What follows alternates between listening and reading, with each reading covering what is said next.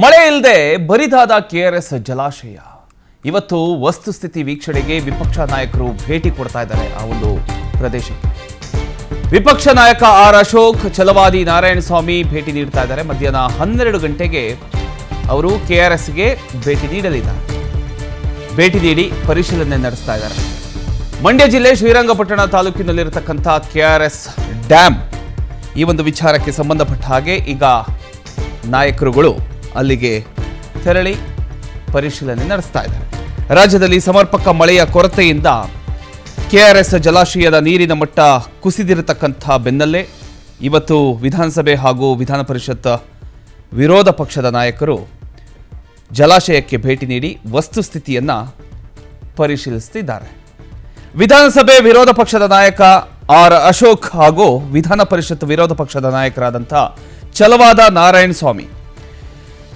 ನಾರಾಯಣಸ್ವಾಮಿ ಇಂದು ಮಧ್ಯಾಹ್ನ 12 ಗಂಟೆಗೆ ಮಂಡ್ಯ ಜಿಲ್ಲೆಯ ಶ್ರೀರಂಗಪಟ್ಟಣ ತಾಲೂಕಿನಲ್ಲಿರತಕ್ಕಂಥ ಕೃಷ್ಣರಾಜಸಾಗರ ಕೆಆರ್ಎಸ್ ಜಲಾಶಯಕ್ಕೆ ಭೇಟಿ ನೀಡ್ತಾ ಇದ್ದಾರೆ. ರಾಜ್ಯದಲ್ಲಿ ಮುಂಗಾರು ನಿರೀಕ್ಷಿತ ಪ್ರಮಾಣದಲ್ಲಿ ಆಗಮಿಸದ ಹಿನ್ನೆಲೆಯಲ್ಲಿ ಕೆಆರ್ಎಸ್ ಜಲಾಶಯದ ನೀರಿನ ಸಂಗ್ರಹ ಕುಸಿದಿದ್ದು ರೈತರು ಹಾಗೂ ಕುಡಿಯುವ ನೀರಿನ ಅವಶ್ಯಕತೆಗಳ ಬಗ್ಗೆ ಆತಂಕ ವ್ಯಕ್ತ ಆಗ್ತಾ ಇದೆ. ಈ ಹಿನ್ನೆಲೆಯಲ್ಲಿ ಉಭಯ ನಾಯಕರು ಜಲಾಶಯದ ನೀರಿನ ಮಟ್ಟ, ನೀರಿನ ಲಭ್ಯತೆ ಹಾಗೂ ಪ್ರಸಕ್ತ ಪರಿಸ್ಥಿತಿಯನ್ನು ಅಧಿಕಾರಿಗಳಿಂದ ಮಾಹಿತಿ ಪಡ್ಕೊಂಡು ಪರಿಶೀಲನೆಯನ್ನು ನಡೆಸ್ತಾ ಇದ್ದಾರೆ. ಭೇಟಿಯ ಬಳಿಕ ರಾಜ್ಯದ ನೀರಿನ ಪರಿಸ್ಥಿತಿ, ರೈತರ ಸಮಸ್ಯೆ ಹಾಗೂ ಸರ್ಕಾರದ ನೀರು ನಿರ್ವಹಣೆ ಕುರಿತು ಅವರು ಪ್ರತಿಕ್ರಿಯೆಯನ್ನು ಕೊಡ್ತಾರೆ.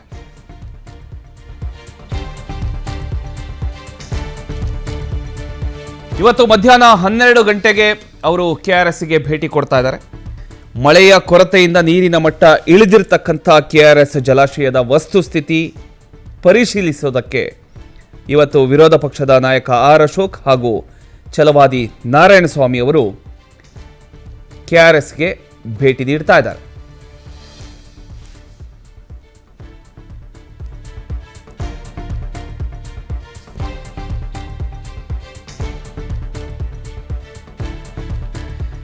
ಒಟ್ಟಲ್ಲೀಗ ಪ್ರಸ್ತುತ ಕೆಆರ್ಎಸ್ ಜಲಾಶಯದಲ್ಲಿ ನೀರಿನ ಪ್ರಮಾಣ ಎಷ್ಟಿದೆ, ಎಷ್ಟು ಟಿಎಂಸಿ ನೀರು ಸಂಗ್ರಹವಿದೆ, ವಿರೋಧ ಪಕ್ಷದ ನಾಯಕರು ಪರಿಶೀಲನೆ ವೇಳೆ ಅಧಿಕಾರಿಗಳಿಂದ ಯಾವ್ಯಾವ ಮಾಹಿತಿಯನ್ನು ಪಡ್ಕೋಬಹುದು, ನೀರಿನ ಕೊರತೆಯಿಂದ ರೈತರು ಹಾಗೂ ಕುಡಿಯೋ ನೀರಿನ ಪೂರೈಕೆಗೆ ಯಾವ ರೀತಿಯ ಒಂದು ಪರಿಣಾಮ ಉಂಟಾಗಿದೆ ಆ ಒಂದು ಭಾಗದಲ್ಲಿ, ಆರ್ ಅಶೋಕ್ ಹಾಗೂ ಛಲವಾದಿ ನಾರಾಯಣಸ್ವಾಮಿ ಸರ್ಕಾರಕ್ಕೆ ಯಾವ ರೀತಿಯ ಒಂದು ಸಲಹೆ ಅಥವಾ ಆಗ್ರಹವನ್ನು ಮಾಡಬಹುದು ಇಲ್ಲಿ ಭೇಟಿಯ ನಂತರ, ಮುಂದಿನ ದಿನಗಳಲ್ಲಿ ಉತ್ತಮ ಮಳೆಯ ನಿರೀಕ್ಷೆ ಇಲ್ಲದಿದ್ದರೆ ಸರ್ಕಾರ ಯಾವ ಪರ್ಯಾಯ ಕ್ರಮಗಳನ್ನು ಕೈಗೊಳ್ಳಬೇಕಾಗತ್ತೆ ಅನ್ನೋದ್ರ ಕುರಿತು ಆರ್ ಅಶೋಕ್ ಅವರು ಹಾಗೂ ಛಲವಾದಿ ನಾರಾಯಣಸ್ವಾಮಿ ಅವರು ಮಾತನಾಡ್ತಕ್ಕಂಥ ಎಲ್ಲ ಸಾಧ್ಯತೆಗಳು ಇದ್ದಾವೆ. ಒಟ್ಟಿನಲ್ಲಿ ಇವತ್ತು ಮಧ್ಯಾಹ್ನ ಇಬ್ಬರು ಉಭಯ ನಾಯಕರು ಭೇಟಿ ಕೊಡ್ತಾ ಇದ್ದಾರೆ ಕೆಆರ್ಎಸ್ ಜಲಾಶಯಕ್ಕೆ. ಸೊ ನೋಡಬೇಕು ಭೇಟಿಯ ನಂತರ ಏನೇನೋ ಪ್ರತಿಕ್ರಿಯೆಯನ್ನು ಕೊಡಬಹುದು ಅವರು.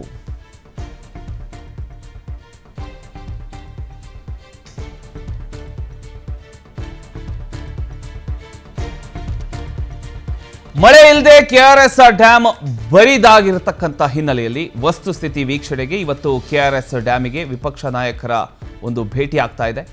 ವಿಧಾನಸಭೆ ಹಾಗೂ ವಿಧಾನ ಪರಿಷತ್ನ ವಿಪಕ್ಷ ನಾಯಕರಾದ ಆರ್ ಅಶೋಕ್ ಹಾಗೂ ಛಲವಾದಿ ನಾರಾಯಣಸ್ವಾಮಿ ಇವತ್ತು ಕೆಆರ್ಎಸ್ ಜಲಾಶಯಕ್ಕೆ ಭೇಟಿ ಕೊಡ್ತಾ ಇದ್ದಾರೆ.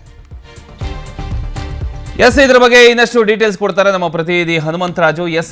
ಹನುಮಂತರಾಜು, ಇವತ್ತು ಇಬ್ಬರು ನಾಯಕರುಗಳು ಕೆಆರ್ಎಸ್ ಜಲಾಶಯಕ್ಕೆ ಭೇಟಿ ಕೊಡ್ತಾ ಇದ್ದಾರೆ. ಅಲ್ಲಿನ ಒಂದು ನೀರಿನ ಮಟ್ಟ ಯಾವ ರೀತಿ ಇದೆ, ಎಲ್ಲ ವಿಚಾರಗಳ ಬಗ್ಗೆ ತಿಳ್ಕೊಳ್ಳೋದಕ್ಕೆ ಅಲ್ಲಿಗೆ ಹೋಗ್ತಾ ಇದ್ದಾರೆ. ಎಷ್ಟು ಗಂಟೆಗೆ ಹೋಗ್ತಾರೆ, ಅಲ್ಲಿ ಹೋಗಿ ಯಾರ್ಯಾರನ್ನ ಭೇಟಿ ಆಗ್ತಾರೆ, ಯಾವ್ಯಾವ ಅಧಿಕಾರಿಗಳು ಅವ್ರ ಜೊತೆ ಇರ್ತಾರೆ ಅಂತ? ಎಸ್ ಪ್ರಮೋದ್, ಈಗಾಗಲೇ ರಾಜ್ಯದಲ್ಲಿ ಮಳೆ ಕೈಕೊಟ್ಟ ಹಿನ್ನೆಲೆಯಲ್ಲಿ ಸಾಕಷ್ಟು ಬರಗಾಲ ವಾತಾವರಣ ಕೂಡ ಈಗಾಗಲೇ ಸೃಷ್ಟಿಯಾಗಿದೆ. ಈ ನೆಲೆಯಲ್ಲಿ ಈಗಾಗಲೇ ಏನು ತಮಿಳುನಾಡು ಸರ್ಕಾರಕ್ಕೆ ನೀರು ಬಿಡುವ ವಿಚಾರದಲ್ಲೂ ಕೂಡ ಸಾಕಷ್ಟು ಜಟಾಪಟಿ ಕೂಡ ನಡೀತಿದೆ. ಈ ನೆಲೆಯಲ್ಲಿ DK ಶಿವಕುಮಾರ್ ಕೂಡ ಮೊನ್ನೆ ಕೂಡ ಸ್ಟೇಟ್ಮೆಂಟ್ ಅನ್ನು ನೀಡ್ತಾ ಹೋದು, ರೈತರು ಯಾರು ಕೂಡ ಆ ಬೆಳೆಯನ್ನ ಈಗ ಬೆಳಿಬಾರ್ದು, ಜೊತೆಗೆ ಕುಡಿಯುವ ನೀರಿಗೆ ಮೊದಲ ಆದ್ಯತೆಯನ್ನು ಕೊಡಬೇಕಾ ಹಿನ್ನೆಲೆಯಲ್ಲಿ ಯಾವುದೇ ರೈತರು ಬೆಳೆಯನ್ನ ಬೆಳಿಬಾರ್ದು. ಈಗಾಗಲೇ ಈಗ ಇರೋಂಥ ನೀರು ಈಗ ಏನು KRS ಡ್ಯಾಮ್ನಲ್ಲಿ ಇರ್ತಕ್ಕಂಥ ನೀರು ಕುಡಿಯುವ ಆದ್ಯತೆ ನೀರಿನಲ್ಲಿ ಯಾವುದೇ ರೈತರು ಬೆಳೆಯನ್ನ ಬೆಳೆಯೋದಕ್ಕೆ ಮುಂದಾಗಬೇಡಿ, ಇದರಿಂದ ಸಾಕಷ್ಟು ತೊಂದರೆ ಕೂಡ ಉಂಟಾಗುತ್ತೆ ಅಂತ ಹೇಳಿದ್ರು. ಇದಕ್ಕೆ ಏನು ಮುಖ್ಯಮಂತ್ರಿಗಳ ಹೇಳಿಕೆಗೆ ಹಿನ್ನೆಲೆಯಲ್ಲಿ ಸರ್ಕಾರಕ್ಕೆ ಟಕ್ಕರ್ ಕೊಡೋ ಹಿನ್ನೆಲೆಯಲ್ಲಿ ಈಗ ವಿಧಾನ ಪರಿಷತ್ ನಾಯಕ ಹಾಗೂ ವಿಧಾನಸಭೆಯ ನಾಯಕ ಆದಂತ ಆರ್ ಅಶೋಕ್ ಹಾಗೂ ನಾರಾಯಣಸ್ವಾಮಿ ಏನಿದ್ದಾರೆ, ಇವರಿಬ್ಬರು ಕೂಡ KRSಗೆ ಏನು ಭೇಟಿ ನೀಡಿದ್ದಾರೆ. ಸುಮಾರು 12 ಗಂಟೆಗೆ ಭೇಟಿ ನೀಡಿ ಅಲ್ಲಿನ ವಸ್ತುಸ್ಥಿತಿಯನ್ನ ಏನು ಅಧ್ಯಯನ ಮಾಡ್ತಾರೆ. ಅದಾದ ನಂತರದಲ್ಲಿ ಇವರು ಏನು ಆರೋಪ ಮಾಡ್ತಿದ್ರು, ಏನು ಸರ್ಕಾರ ಕೂಡ ರಾತ್ರಿ ಹೊತ್ತು ಏನು ತಮಿಳುನಾಡಿಗೆ ನೀರನ್ನ ಬಿಡುತ್ತೆ, ಜೊತೆಗೆ ರೈತರಿಗೆ ಈ ಹಿನ್ನೆಲೆಯಲ್ಲಿ ಬರದ ವಾತಾವರಣ ಸೃಷ್ಟಿಯಾಗಿರೋ ಹಿನ್ನೆಲೆಯಲ್ಲಿ ಬೆಳೆಯನ್ನ ಬೆಳಿಬೇಡಿ ಅಂತಾರೆ ಹೊರತಾಗಿ ಅದಕ್ಕೆ ಪರಿಹಾರ ಮಾರ್ಗಗಳನ್ನ, ಜೊತೆಗೆ ಬರಗಾಲದ ಪರಿಸ್ಥಿತಿಯಲ್ಲಿ ಯಾವೊಬ್ಬ ಸಚಿವರು ಕೂಡ KRS ಡ್ಯಾಮ್ ಬಳಿ ಬಂದಿಲ್ಲ, ಅದಕ್ಕೆ ರೈತರನ್ನು ಸಂಪರ್ಕಿಸಿಲ್ಲ, ಜೊತೆಗೆ ರೈತರೊಂದಿಗೆ ಯಾವುದೇ ಸಂವಾದ ಕೂಡ ನಡೆಸಿಲ್ಲ. ಮುಂದಿನ ದಿನಗಳಲ್ಲಿ ಯಾವ ರೀತಿಯಾಗಿ ಈ ಬರವನ್ನ ನಾವು ಏನು ಎದುರಿಸಬೇಕು ಅಂತ ಹೇಳಿ ಕೂಡ ಸರ್ಕಾರ ಕೂಡ ಯಾವುದೇ ರೈತರಿಗೆ ಈಗಾಗಲೇ ಮಾರ್ಗಸೂಚನೆಯನ್ನು ಕೂಡ ಹೊರಡಿಸಿಲ್ಲ ಅಂತೇಳಿ ಸಾಕಷ್ಟು ವಿರೋಧವನ್ನ ವ್ಯಕ್ತಪಡಿಸಿದ್ದಾರೆ. ಈ ಹಿನ್ನೆಲೆಯಲ್ಲಿ ಈಗಾಗಲೇ ಏನು KRS ನಲ್ಲಿ ಇರ್ತಕ್ಕಂಥ ವಸ್ತುಸ್ಥಿತಿ, ಈಗ ಇರ್ತಕ್ಕಂಥ ನೀರಿನ ಮಟ್ಟ ಹಾಗೂ ಮುಂದಿನ ದಿನಗಳಲ್ಲಿ ಎಷ್ಟು ನೀರು ಕೊರತೆ ಉಂಟಾಗುತ್ತೆ, ಈ ಹಿನ್ನೆಲೆಯಲ್ಲಿ ರೈತರನ್ನ ಯಾವ ರೀತಿಯಾಗಿ ವಿರೋಧ ಪಕ್ಷದವರು ಸರ್ಕಾರವನ್ನ ಟ್ಯಾಕಲ್ ಮಾಡಿ ತಮ್ಮ ಇದನ್ನ ಮಾಡ್ಕೊಳ್ಬಹುದು ಅಂತ ಹೇಳಿ ಈಗಾಗಲೇ ಸಾಕಷ್ಟು ಸ್ಟ್ರಾಟಜಿಯನ್ನ ರೂಪಿಸಿದ್ದಾರೆ. ಜೊತೆಗೆ ಏನು ಸರ್ಕಾರ ಈಗಾಗಲೇ ಏನು ಬರ ಪರಿಹಾರ ನಿಧಿ ಜೊತೆಗೆ ರೈತರಿಗೆ ಅನುದಾನ ರೀತಿಯಲ್ಲಿ ಸಾಕಷ್ಟು ಹಣವನ್ನು ಬಿಡುಗಡೆ ಮಾಡಬೇಕು, ಮೇವು ಸೇರಿದಂತೆ ಜಾನುವಾರುಗಳಿಗೂ ಕೂಡ ಏನು ಮೇವು ಖರೀದಿಸ ಮಾಡೋದಕ್ಕೆ ಸಾಕಷ್ಟು ಅನುದಾನ ಬಿಡುಗಡೆ ಮಾಡಬೇಕು ಅಂತ ಈಗಾಗಲೇ ವಿರೋಧ ಪಕ್ಷದ ನಾಯಕರು ಕೂಡ ಸಾಕಷ್ಟು ಟ್ಯಾಕಲ್ ಅನ್ನ ಮಾಡಿದ್ದಾರೆ. ಪ್ರಮೋದ್, ಥ್ಯಾಂಕ್ ಯು ನಿಮ್ಮೆಲ್ಲ ಮಾಹಿತಿಗಾಗಿ.